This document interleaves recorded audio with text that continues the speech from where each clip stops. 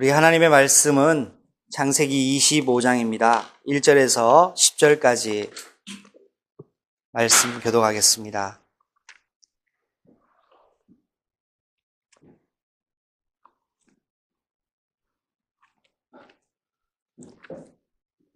아브라함이 이삭에게 하나님 예비하신 가정을 선물을 하고 가장 중요한 사역을 마무리한 이후에 오늘 아브라함이 하나님의 부르심을 받는 것이 기록된 성경입니다. 함께 제가 먼저 1절을 읽겠습니다.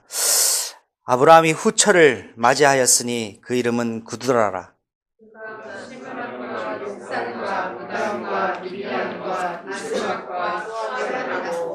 욕사는 스바와 드단을 낳았으며 드단의 자손은 아수르 족속과 루두시 족속과 루움미 족속이며 미디안의 아들은 에바와 에벨과 한옥과 아비가와 에벨라임이 다 구두라의 자손이었다. 아브라함이 이삭에게 자기의 모든 소유를 주었고 자기 손자들에게도 재산을 주어 자기 손자들의 눈으로 하여금 자기 아들을 잡았거나 공방하고 동족 땅으로 가게 하였더라. 아브라함의 향년이 175세라. 그가 나이가 먹고 늙어서 기운이 다하여 죽어 자기 열조에게로 돌아가매. 함께 두 절 읽습니다. 그의 아들들인 이삭과 이스마엘이 그를 마므레 앞 해쪽 속 소알의 아들 에브론의 밭에 있는 막벨라 굴에 장사하였으니 이것은 아브라함의 해쪽 속에게서 산 밭이라. 아브라함과 그의 아내 사라가 거기 장사되니라. 아멘. 그리스도의 이름으로 구원받은 여러분을 예수 이름으로 축복합니다.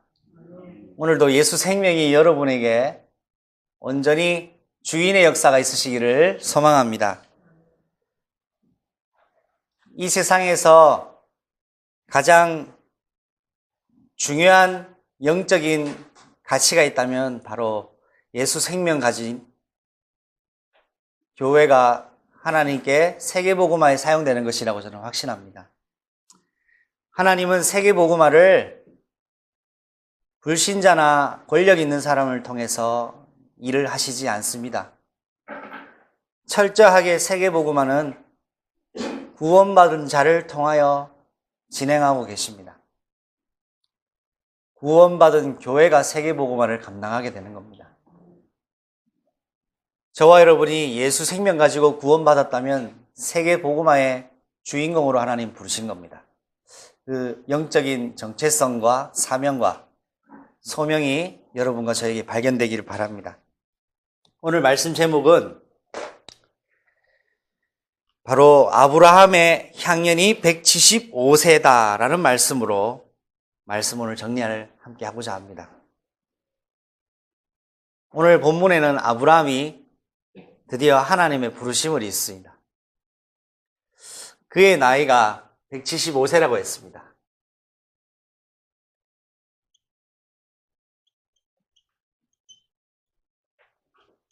오늘 이 아브라함의 향년이 저와 여러분에게 이야기하고자 하는 것이 있다면 저와 여러분의 인생 내 향년도 분명히 있다는 겁니다.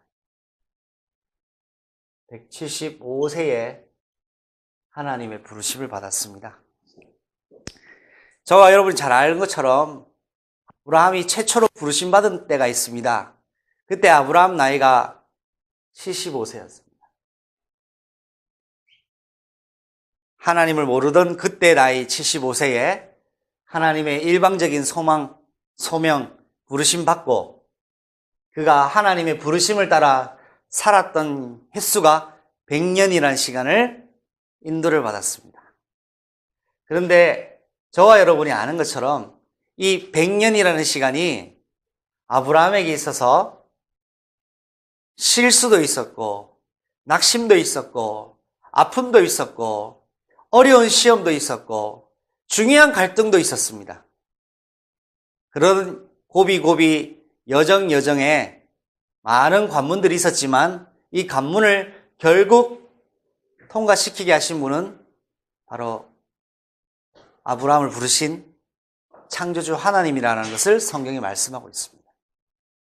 아브라함의 인생의 주인이 누구였느냐? 창조주 하나님이셨다. 이것을 아브라함의 일생 일대기에서 말씀하고 있습니다.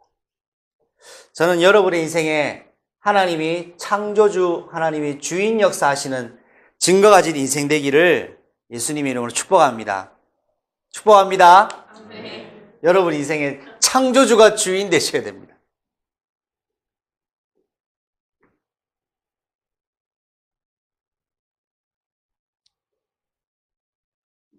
성경에서도 말씀하고 있지만 이 세상에 가장 큰 가치가 있다면 저는 그 가치는 바로 하나님의 나라라고 저는 붙잡고 있습니다. 우리 인생의 최종 목적지가 하나님의 나라입니다. 하나님의 나라가 무엇입니까? 하나님의 나라는 예수님이 통치하시는 곳이 하나님의 나라입니다. 왜 세계복음화 해야 됩니까? 여기 가야 되니까 그렇습니다. 하나님의 나라를 가기 전에 이 하나님의 나라는 완성된 교회를 말합니다.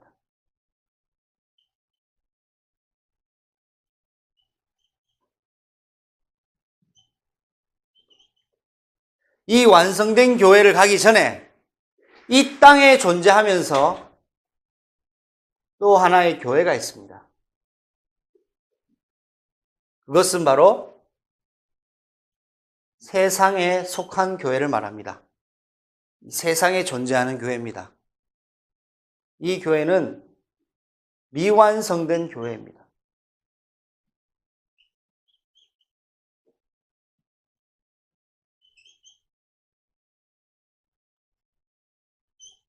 이 미완성된 교회는 구원받은 자와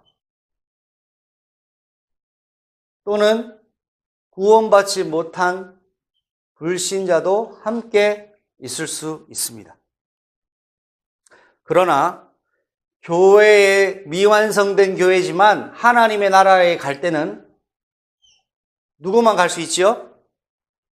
그리스도로 구원받은 완성된 교회만 하나님 나라로 들어갑니다.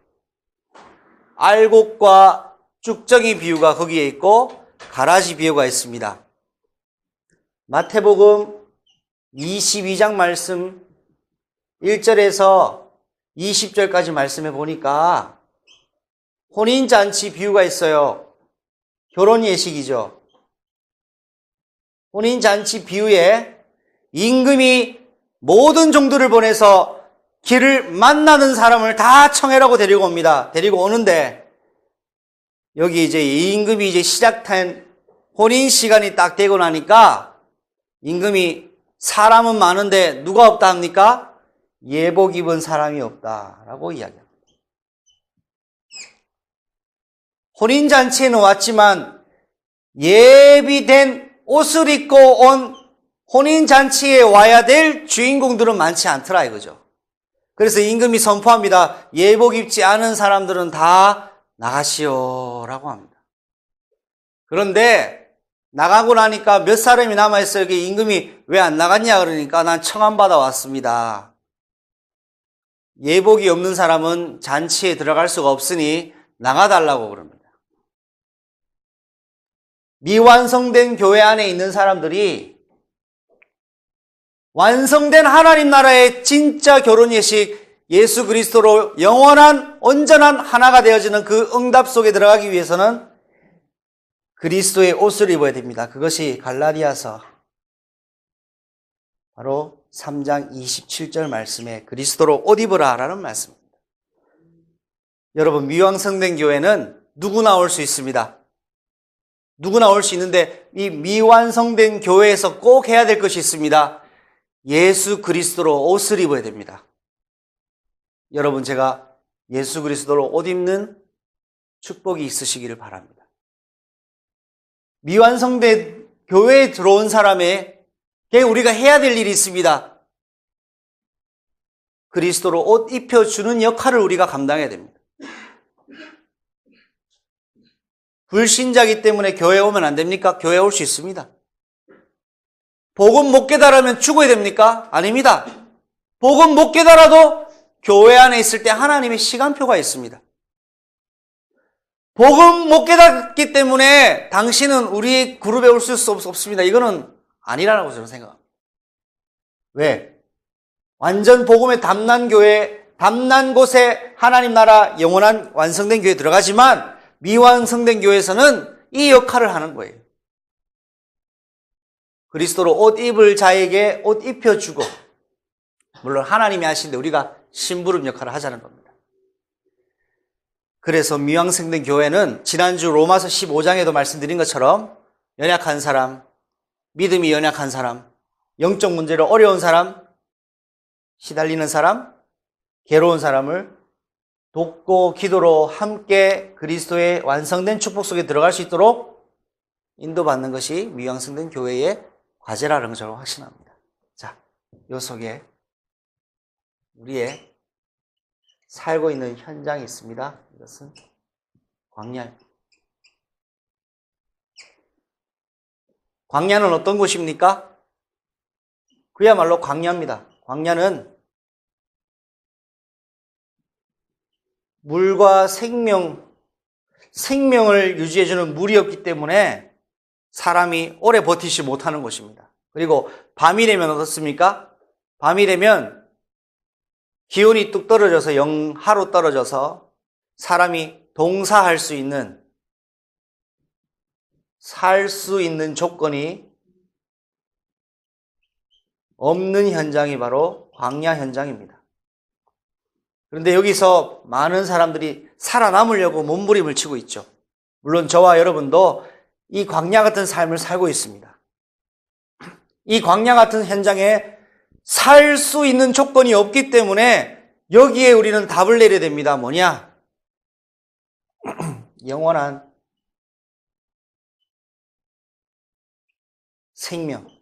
지금 일시적인 생명차.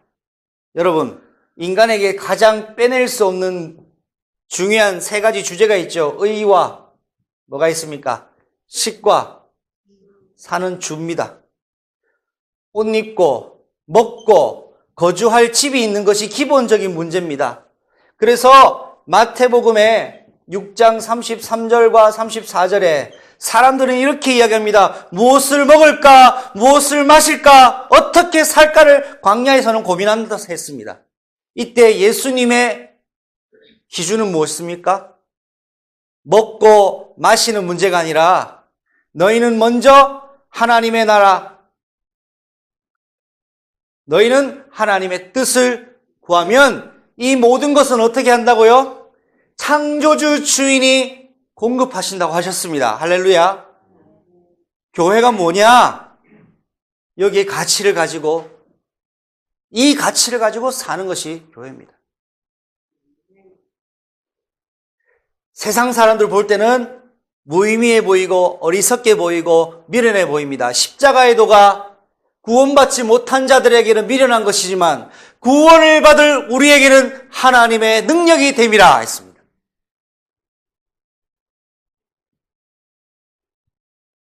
마태복음 4장 말씀에 4절에 이렇게 말씀합니다. 사람이 먹고 마시고 사는 것을 위해서 사는 존재가 아니라 하나님의 입으로 나오는 말씀으로 산다라고 말씀했습니다. 그래서 이 광야 같은 현장 속에서 하나님이 하나님의 구원의 소식을 선포하시고 나서 이 구원의 소식을 가진 자들이 옛날 구약 시대에 어디에 있었습니까? 애굽에 있었습니다.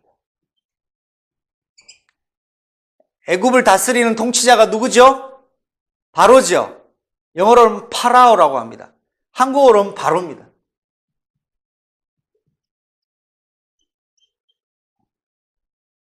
이 바로 왕이 영적으로 누굽니까? 사단입니다. 저와 여러분의 영적 주적이 누굽니까? 사단입니다. 교회의 영적 주적이 누굽니까? 사단입니다. 우리는 사람하고 싸우지 않습니다. 교회는 영적 종자인, 영적 주적인 사단과 싸웁니다. 그런데 싸워서 이겨야 되는 것이 아닙니다. 예수님이 이겼습니다. 이겼기 때문에 이긴 권세 가지고 나가는 겁니다. 그게 교회입니다. 예수님이 내가 조금 덜 끝냈으니 너희가 끝내라 하지 않습니다. 예수님이 보라 내가 세상 사단 권세를 이겼노라 했어요. 이 교회의 머리가 되신 그리스도가 우리의 대장 되시기 때문에 우리의 싸움은 이겨야 될 싸움이 아니라 이긴 것이 보장된 싸움이에요. 구원의 완성이 보장된 여정이란 말입니다. 이 바로왕 사단이 우리의 주적입니다. 그의 교회의 주적은 나를 힘들게 하는 사람이 아니고 사단입니다. 우리의 주적은 사단입니다. 남편도 아니고 아내도 아니고 내 원수도 아닙니다. 사단입니다. 사단의 권세를 누가 결박할 수 있습니까? 교회만 결박시킵니다. 왜? 예수 그리스도의 권세를 가지고 있기 때문에요. 그 교회가 누구죠? 성령이 내주에 계신 저와 여러분이 교회란 말입니다. 음부의 권세가 이기지 못하는 교회. 자, 이 애굽 땅에서 구원의 소식이 있습니다. 뭡니까? 언제 나올 수 있죠? 6월절입니다.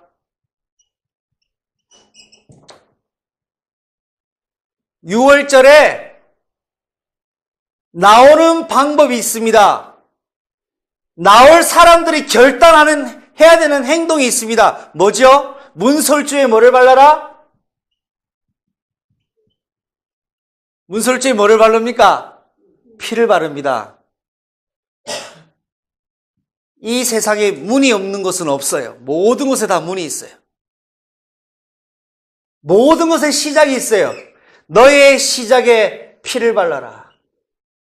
그런데 이 피가 누구 피를 말합니까? 어린 양의 피를 바르는데 이 피는 바로 창세기 3장 15절에 여자의 후손으로 오신 그 그리스도의 보혈로 빠져나올 수 있다고 그때도 선포하시고 그때도 명령하신 거예요.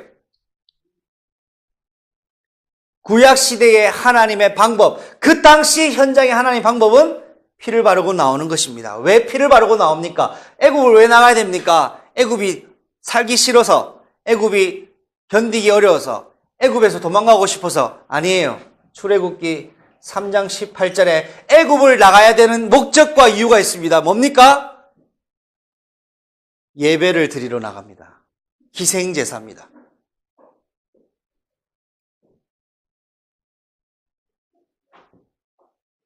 맞죠, 여러분? 애굽을 나간 것이 3일 광야길에서 우리가 희생제사를 드리기 위하여 나가는 겁니다. 여러분에게 묻습니다. 희생제사를 왜 드립니까? 희생제사의 내용이 있습니다. 우리는 바로왕의 백성이 아닙니다. 우리는 애굽 백성이 아닙니다. 우리는 여호와의 백성입니다. 우리는 언약의 백성입니다. 우리는 그리스도의 백성입니다. 이 말입니다. 그래서 우리 주인에게 예배 드리러 가야 됩니다. 이거예요. 근데 광야 애굽 현장은 귀신을 우상을 숭배하는 현장이기 때문에 여기가 아닌 어디로 갑니까? 하나님이 지정하신 곳으로 갔습니다. 지정하신 곳이 어디였냐니까 3일길 광야로 가라는 것이었습니다.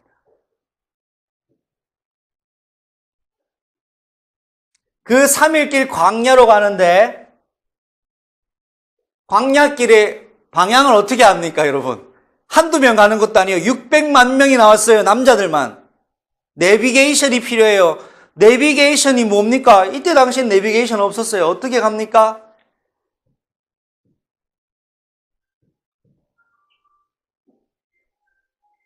이사야 시작 13절에 아들, 정사와 권세를 가지신 아들, 모든 권세를 가지시고 우리를 다스리실 아들, 그 아들이 바로 임마누엘이시다. 어디로 가야 되는 것이 문제가 아니라 하나님이 너희와 함께 하셔서 이끌어 가시리라고 약속하신 거예요. 그런데 이것은 인간의 방법으로 오신 것이 아니라 초자연적인 하나님의 기적으로, 하나님의 입장 기적은 아니겠죠. 인간의 몸으로, 죄 없으신 인간으로 이 땅에 오셔서 지금 임마누엘 하시겠다고 약속하시고 광야로 인도하는 방법이었습니다. 이것이 어떻게 표현됐냐 하니까 불기둥과 구름 기둥으로 표현이 됐습니다. 불기둥, 구름 기둥을 따라간 줄 알았는데 불기둥, 구름 기둥이 누구를 얘기합니까? 아들 그리스도 예수를 예표한 거예요. 구름 기둥이 올라갈 때는 이스라엘이 천막 모든 텐트를 접고 움직입니다. 밤 되면 춥지요. 구름 기둥이 이스라엘 백성을 따뜻하게 생명을 유지합니다. 이것이 광야 생활 끝날 때까지 계속 반복돼요. 지금도 그리스도는 여러분에게 구름 기둥, 불 기둥으로 역사하고 계십니다. 여기서 광야로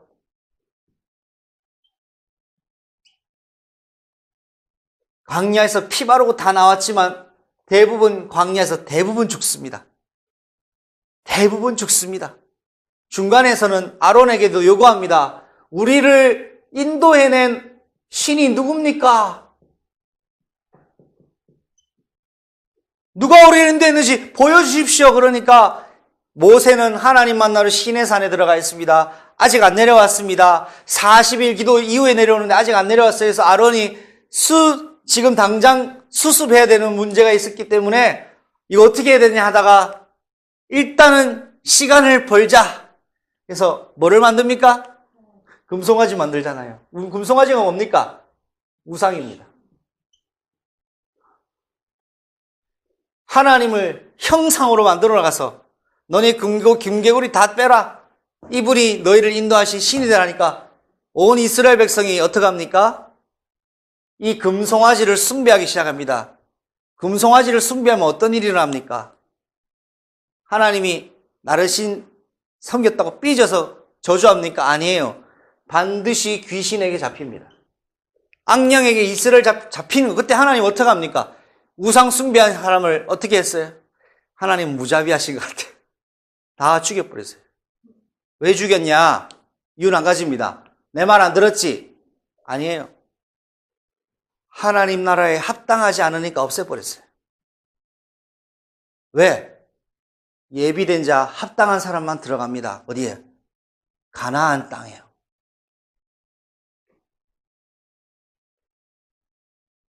이스라엘 백성이 왔다 갔다 해요. 그런데 끝까지 이스라엘 백성 죽은 사람이 있었지만 이스라엘 백성 중에 하나님 약속하신 가나안 땅, 애굽을 나와 가나안 땅까지 들어간 사람이 있잖아요. 몇 명이 있든 간에 분명한 것은 가나안 땅 들어간 사람과 광야에서 죽은 사람을 성경은 이야기하고 있습니다. 그 중간 지점이 지금 우리 이 땅에 있는 교회들이에요. 이 교회가 뭐합니까? 주님의 약속을 기다립니다. 무슨 약속이냐? 주님의 어떤 약속입니까? 재림의 약속입니다. 교회는 뭐를 준비해야 됩니까? 예수님 재림을 준비해야 됩니다. 근데 너무 재림을 세게 이야기하는 게 이단이 돼버려요. 이 재림을 준비하면서 여러분 재산도 다 내십시오. 모든 거 중단하십시오. 예수님 오시는데 지금 뭐합니까 지금? 그래 이단인 거예요. 이 재림은 뭐를 말합니까? 237개 나라에 이 그리스도의 복음을 다 전달하는 것이 그리스도가 오실 길을 준비하는 거예요. 구원받을 사람들에게 이 예수 생명을 전달해서 미완성된 교회지만 불신자든 복음이 필요한 사람이든 예수 생명을 전달해서 완성된 교회로 들어갈 수 있도록 헌신해 주는 게 지금 우리가 있는 이 교회의 역할이란 말입니다. 이것이 다른 말로 세계복음화예요. 전 세계 사람들이 복음을 듣고 예수 믿는 게 아닙니다. 전 세계 사람들이 듣도록 뭐가 근거입니까? 마태복음 28장 18절에서 20절에 하늘과 땅의 모든 권세를 내가 가졌으니 너희는 모든 족속에게 민족에 가서 아버지의 이름, 아들의 이름, 성령의 이름으로 세례를 베풀고 그 세례를 베품으로써 제자를 삼아 땅끝까지 이 복음을 전달해라. 볼지어다 확인해봐라. 내가 너희와 항상 함께 하리라. 이게 예수님 약속 아닙니까? 예수님 재림에서 오시면 어떡하는데요? 이 속에서 예복 입은 자라, 이 속에서 하나님의 생명으로 구원받은 자가 영원한 완성된 교회로 들어가요. 그때 이 지구상과 우주는 완전히 사라지고 없어져 버립니다. 이게 구원의 여정입니다, 여러분.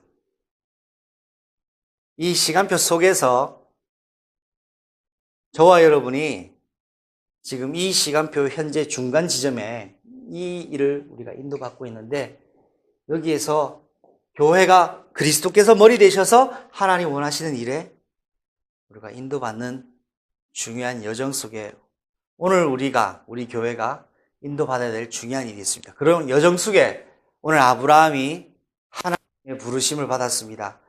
이 땅에서 주어진 임무를 완성하고 나서 하나님이 영원한 하나님 나라로 부르셔서 들어간 이야기를 오늘 성경에 말씀하고 있습니다.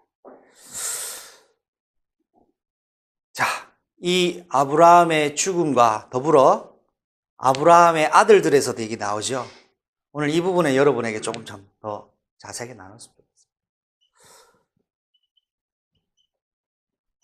아브라함이 세 장가를 듭니다. 누구랑 결혼합니까? 오늘 성경 봤죠? 그두라.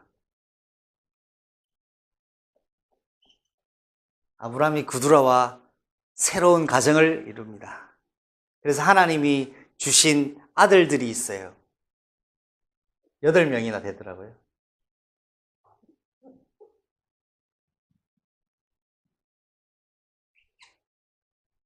자, 첫 번째 아들 누굽니까? 이스마엘을 낳습니다. 잘 아는 인물이죠. 자, 이스마엘은 엄마가 누구였습니까? 하갈이었어요. 자, 아들 또 낳습니다. 누굽니까? 예. 이삭을 낳죠. 이삭의 엄마는 누구죠? 사라예요. 이제 6명이 그두라가 나와요. 아들 한 명 없던 아브라함이 노년에 아들이 6명이나 생깁니다. 이름을 한번 정리해 보면 시므란과 욕산, 시므란, 욕산, 드단, 무단, 예, 미디안,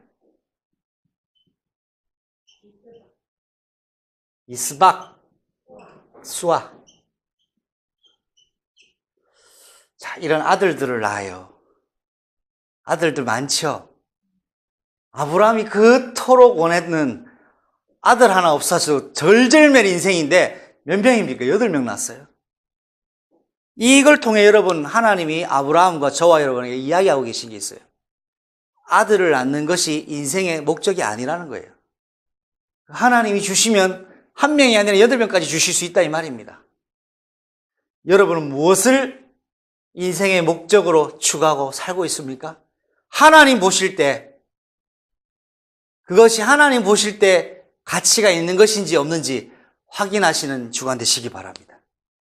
아들 하나 없어서 절절맨 인생인데 8명이나 하나님이 주셨어요. 자, 그리고 나서 여러분, 오늘 25장이 뭐를 얘기합니까? 아들들이 있는데 오늘 아브라함이 재산을 분배합니다. 왜 재산 분배하지요? 죽을 때가 돼서 재산을 분배합니다. 다른 나라는 모르겠습니다. 한국에는 어르신 돌아가고 나면 재산 분배 때문에 형제들 막 싸우고 난리 나잖아요. 이때 자, 오늘 성경을 한번 확인해 봅시다. 25장 5절 6절 같이 읽습니다. 시작. 아브라함이 이삭에게 자기의 모든 소유를 주었고 자기 서자들에게도 재산을 주어 자기 생전에 그들로 하여금 자기 아들 이삭을 떠나 동방 곧 동쪽 땅에 가게 하였더라. 아멘. 아브라함이 이삭에게 뭐를 줬습니까? 자기의 모든 소유를 줍니다. 자, 나머지 아들들은 어떻게 하죠? 서자들에게도 재산을 줍니다. 굶어 죽게 하진 않아요. 아브라함의 재산을 통째로 전달받은 사람은 누굽니까?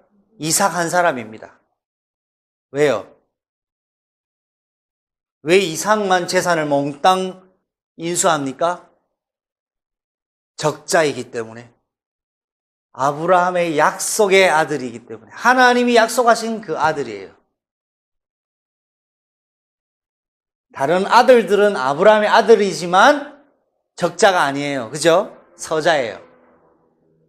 성경에 왜 이걸 얘기했을까요? 여러분, 성경을 같이 한번 보겠습니다. 로마서 8장 15절 한번 볼까요?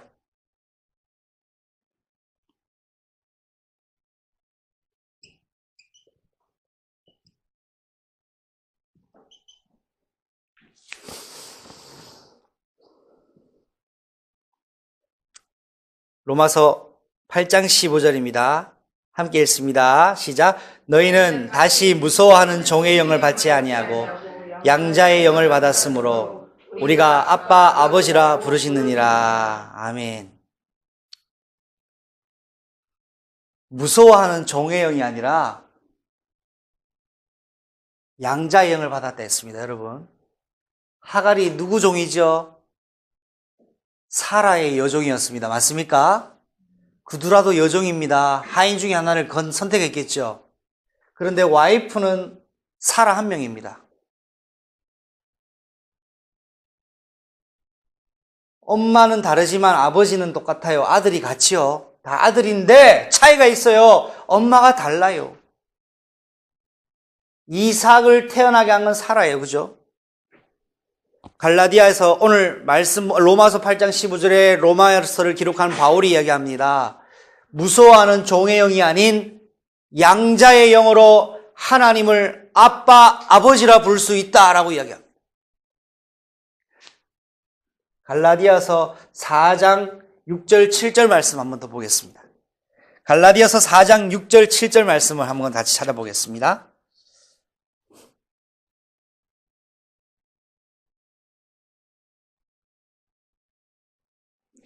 갈라디아서 4장 6절 7절 말씀입니다. 함께 읽겠습니다. 시작.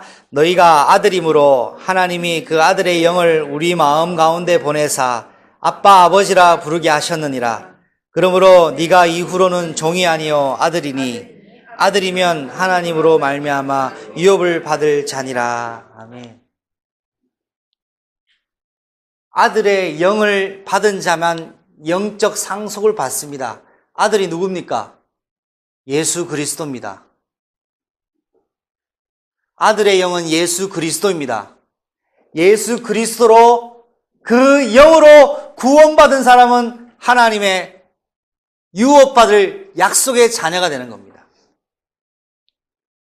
그래서 이 사라가 하나님이 노년에 잉태할 수 없는 사였지만 하나님은 아브라함에게 이삭을 태어나게 할 그 사람을 사라로 지목하셨고 이 사라에게서 난 자라야 하나님의 아들 약속을 이어받을 자라는 것을 말씀하고 있는 거예요.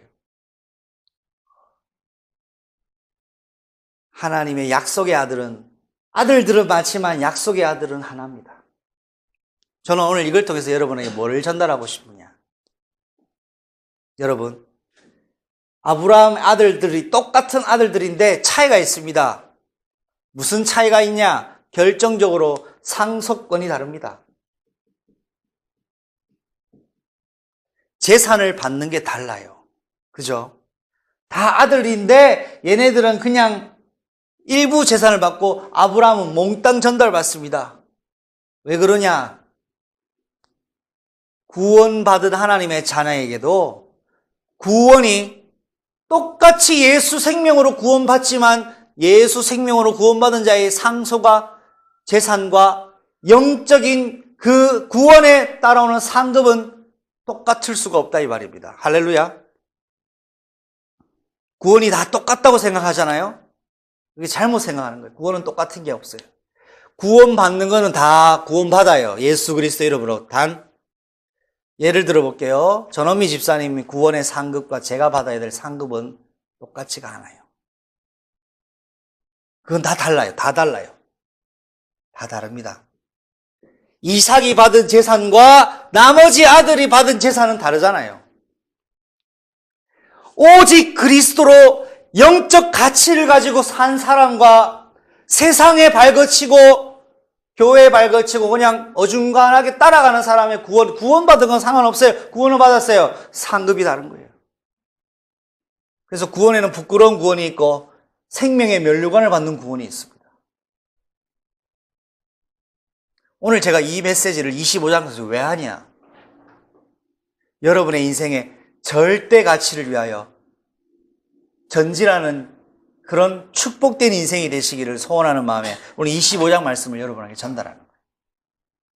많은 교회가 있습니다. 세계복음화를 위해서 쓰임받는 교회. 많은 교회들 중에 그 교회로 우리가 쓰임받자 이 말입니다.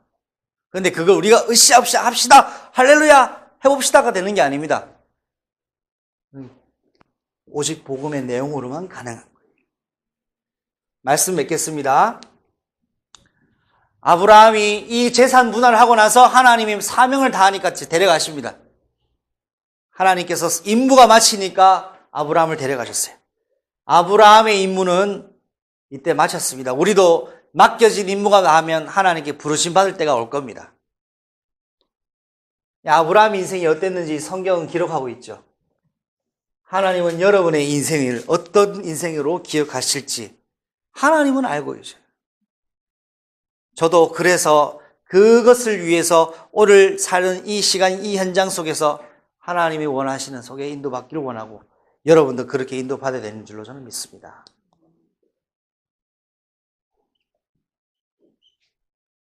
오늘의 결론은 이 세상에 제일 가치가 뭡니까? 저는 여러분 세계복음화도 절대 가치 아니라고 생각합니다. 세계복음화 절대 가치 아닙니다. 그게 무슨 말입니까? 그리스도 없는 세계복음화는 아무 소용없어요. 그리스도만 절대 가치입니다. 성경의 핵심은 이겁니다. 그리스도입니다. 하나님이 보시는 건 뭡니까? 그리스도만 보십니다. 바울의 최고의 기도 제목은 뭡니까? 내가 그리스도께 발견되길 원한다.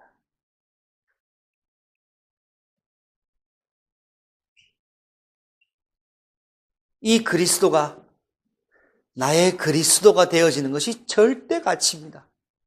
내가 사는 이유는 이겁니다. 구원받은 저와 여러분이 사는 목적이 이겁니다.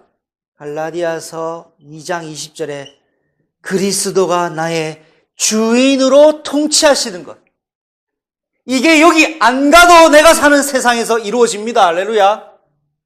안 가도 돼요. 그런데 이거 누리다가 시간표가 되면 여기 들어가는 거예요. 열심히 삽시다 이래서 합시다 해서 가는 게 아니라 내가 살고 있는 지금 하나님 나라가 임합니다. 우주를 넘어 지구에 내가 있는 현장에 하나님이 통치하시는 그리스도로 이름으로 임하는 나라가 임한다 이 말이에요. 이게 얼마나 엄청난 건지 몰라요. 그래서 베드로의 최고 고백 뭡니까? 주는 그리스도시요 살아계신 하나님의 아들이십니다. 우리가 너무나 알고 있는 그리스도, 하지만 절대로 잘 모르는 그리스도예요. 그리스도를 다 압니까? 나는 그리스도를 모르겠어요. 아는데 모르겠어요. 그게 무슨 말입니까? 인간의 지능으로는 이해할 수 있는 범주가 아니에요, 이분은. 여러분 IQ가 얼마입니까? 제 IQ가 얼마입니까? 그리스도를 안다. 내 IQ만큼만 아는 겁니다. 이분의 넓이, 깊이, 높이는 몰라요. 여러분 듣는 게 있으시기 바랍니다. 내가 안다고 이 그리스도가 내가 다 안 게 아니에요. 이분은 창조주예요. 창조의 근본이세요. 하나님의 본체시라고요, 이분이. 자, 제가 너무 열내봤네요. 이 그리스도가 누구냐? 여러분, 오늘 이 의미만 제가 격려하고 마칩니다. 이 그리스도 뜻이 뭡니까? 기름 부음 받았죠. 자, 여러분 질문합시다. 저기 주방 가서 제가 올리브 기름, 식용유 머리 갖다 부으면 제가 오늘 그리스도 됩니까? 왜? 나 기름 부음 받은 자라고. 왜 안 됩니까, 그러면? 이 기름 부음이 뭡니까? 무슨 기름입니까? 올리브 기름이죠? 올리브를 한국어로 번역하면 감람유라 말입니다. 올리브 감람유가 히브리어로 무슨 의미냐? 생명의 나무. 하나님은 누구십니까? 생명의 근원. 그래서 하나님이 인간을 교육하시려고 선택한 것이 그냥 올리브예요. 만약에 오디였으면 오디즙으로 기름 부음 받은 사람이 그리스도가 됐을 거예요. 무슨 말인지 아시겠어요?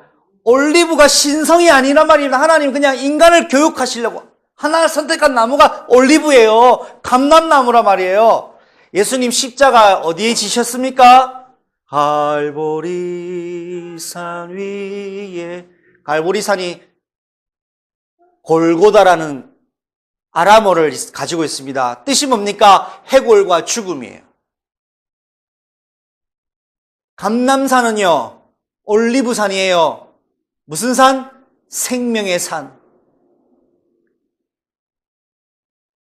예수님은 생명을 주러 오신 거예요. 자, 이 생명의 기름을 붓는데, 자, 이 기름을 붓는 사람만, 이 기름 부음 받은 자가 그리스도인데, 이 기름 부음은 누가 받습니까? 첫 번째, 하나님의 말씀을 대언하는 선지자에게 기름 붓습니다. 하나님의 말씀을 대언하는.